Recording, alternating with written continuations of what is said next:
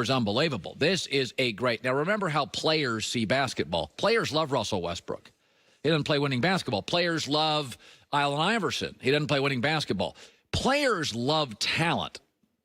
You know, they like guys in the gym. Players never brag about Kiki Vandeweghe or Alex English. Players just like talent. Coaches like fit.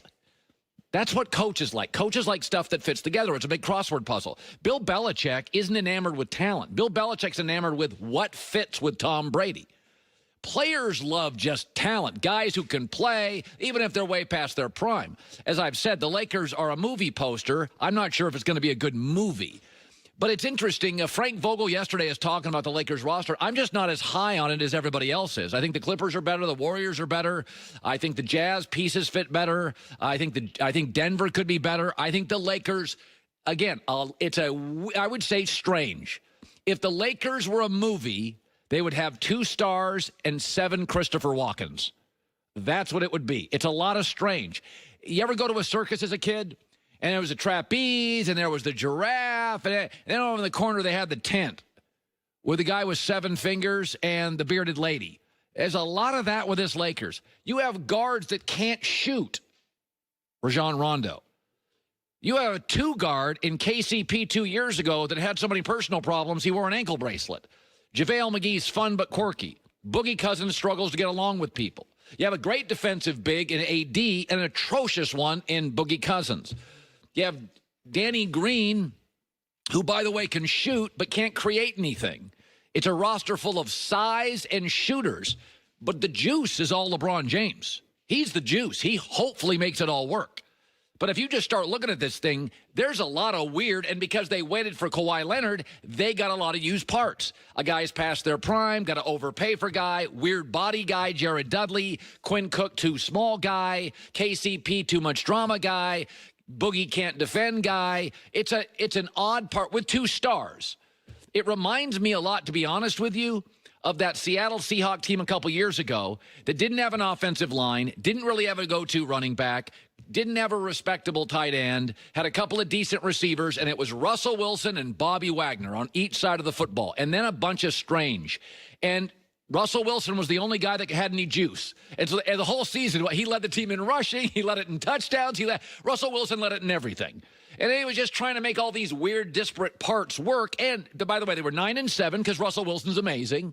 He's unbelievable. He's one of the greatest players in the history of the NFL, not just at his position in the league. And he got to 9-7, but it's the only year he didn't make the playoffs. It's the only year because he was the only guy that really had any juice. And then Bobby Wagner was the one guy in the defensive end that had juice. Then it was a lot of guys you were hoping. You just lost Richard Sherman, and he was at the end of his career, and there were injuries. It didn't work. And that's what it reminds me of. Like, I think it's a great movie poster. Utah's pieces fit. Clippers pieces fit. Philadelphia pieces fit. I think Boston pieces fit. Warriors pieces fit. Even D'Angelo Russell, I think's fit. I was thinking about this morning. You have so many strange pieces. They're just too small, too old, can't defend, defends great, defends atrociously, shoots but can't create. Your best ball handler, Rondo, can't shoot. Your best shooter isn't really a great ball handler or creator, Danny Green.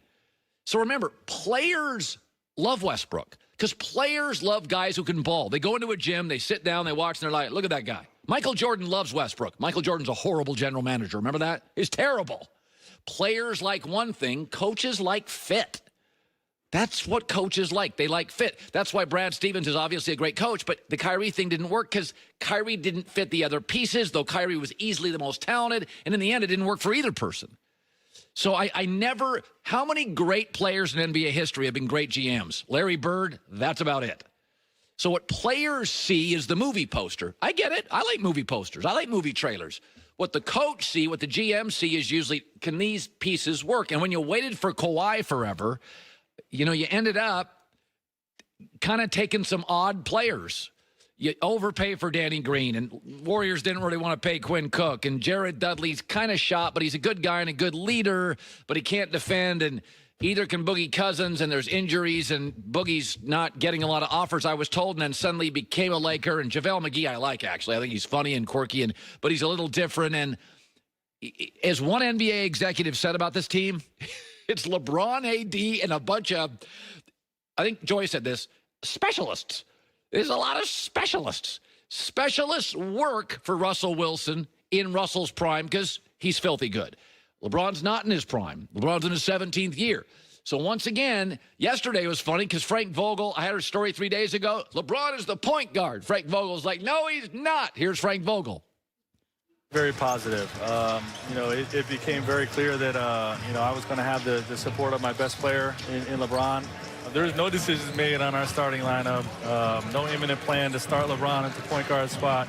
A lot of different lineups and combinations have been discussed, but it's really way too early for any of that.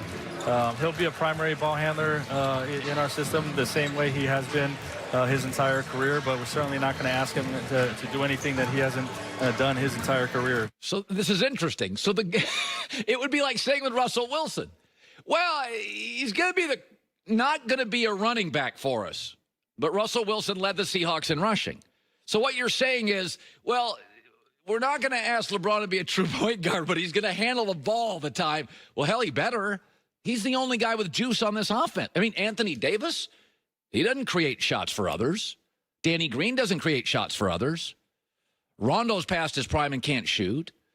Jared Dudley, similarly. Quinn Cook, too small. There's one guy. This is Russell Wilson and the Seahawks. He's the juice. And Russell in his prime made it happen. But even that team had a low ceiling. So I just see the Lakers as odd, disparate parts that make a great movie poster, but I don't think it clicks. Maybe it does over time. They make moves at the trading deadline, but don't be confused. I read on Twitter about a week ago, it was a funny line. They said, God, this team would have been great 4 years ago. 4 years ago, Boogie didn't have 2 injuries, and LeBron was in his prime. And 4 years ago, Danny Green's young, and you're like, okay, now, this is not. This is old in weird spots and can't shoot in weird spots and shoot and can't do anything else in weird spots. So I like 4 or 5 teams better than the Lakers, even though I do think they're really talented. We'll see how it plays out. Now, we're getting to a point now where some NFL news will start breaking here. And here's a story. And the world is changing in the NFL for one position. Actually, the world's changing for every position except one position, running back. If you look at what's happening in football in the National Football League, everything's safer, right? There's less hitting in practice. There's less practice. You can't hit quarterbacks. You can't hit wide receivers and tight ends above the shoulders. They're thinking about taking away the kickoff.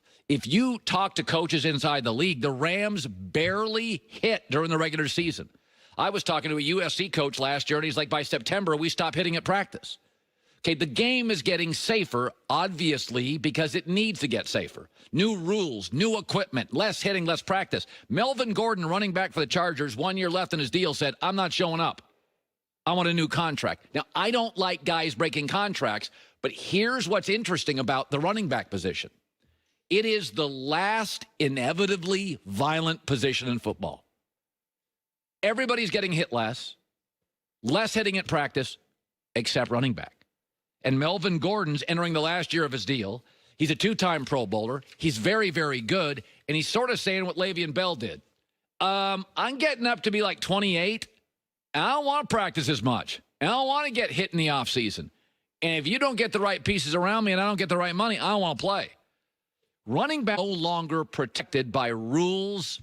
They're no longer protected by the culture of the game. Quarterbacks now, bubble screens, 3 steps, get it out, don't get hit.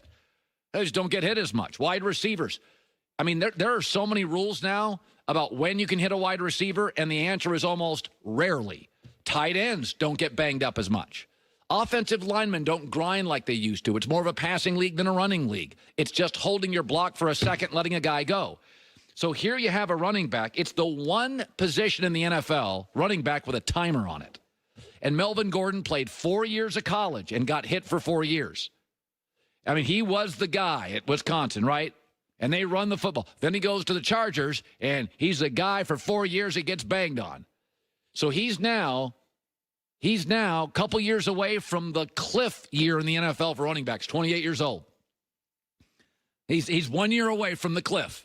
This is the position with a timer. Even Todd Gurley, you watch him. Uh-oh, it's getting close. Watch out. We thought he was in his prime. So running backs have become the brake pads of the NFL. You can buy the very best. there is a timer on brake pads. And you're seeing it now with Ezekiel Elliott. You're seeing it with running backs around the league. They want to get paid, and they want to get paid early. And if they have a year left on their contract, they're looking around the league. Everybody's taking shots now. Everybody's getting hit less. Everybody's protected more. Everybody practices less, except my position. I don't like it. And I got to tell you, I don't like breaking contracts, but we have a little culture trend here in football happening right now. And running backs, they're the brake pads. And the league is absolutely going at, and it, by the way, the NFL football's never had less hitting, especially dangerous hitting. I mean, there's just never been less. Practices, fewer. Practices, less hitting. Quarterbacks, tight. Offensive guys you can't tag anymore, except running backs. So Chargers have a little dilemma on their hands. Listen, he's a great player.